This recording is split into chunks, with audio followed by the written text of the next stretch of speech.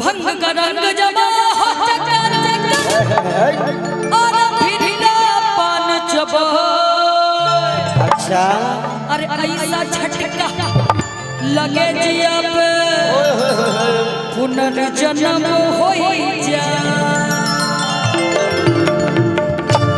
ओ खाई के पान बनारस वाला,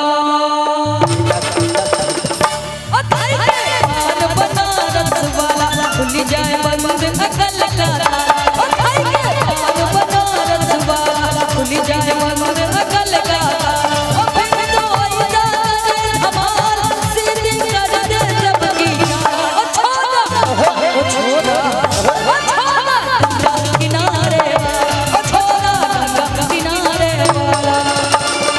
ओ खाई के पान बनारस वाला, पान बनारस वाला खुल जाए बंद अकल का ताला। खुल जाए बंद अकल का ताला। ओ खाई के पान बनारस वाला खुल जाए बंद अकल का ताला। फिर तो ऐसा धमाल सीधी कर दे जबकि ओ छोड़ा ओ छोड़ा ओ छोड़ा किनारे ओ छोड़ा किनारे वाला।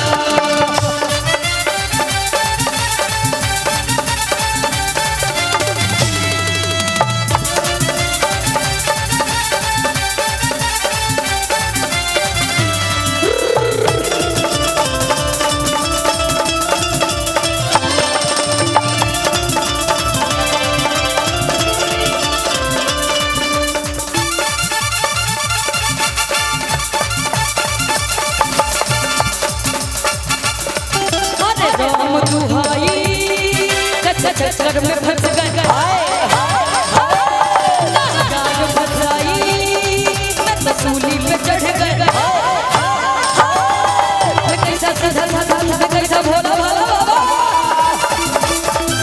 मैं कैसा सीधा साधा मैं कैसा भोला भाला। अरे जाने कौन घड़ी में पड़ गए बोलने वाला। मीठी छुरी से हुआ हो मीठी छुरी से हुआ हला। ओ छोड़ा ओ छोड़ा ओ छोड़ा किनारे ओ छोड़ा किनारे वाला।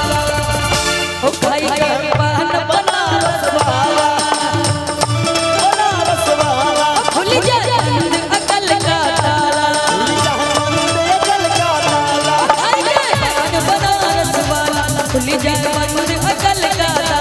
फिर तो ऐसा धमाल सीधी कर दे जबकि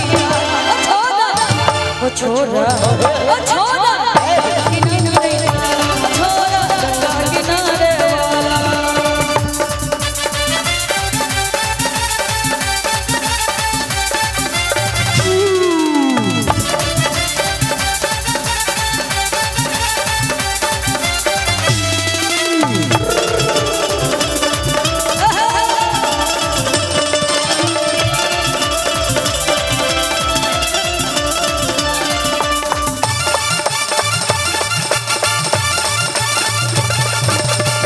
एक कन्या कुंवारी हम सूरत समझ गए।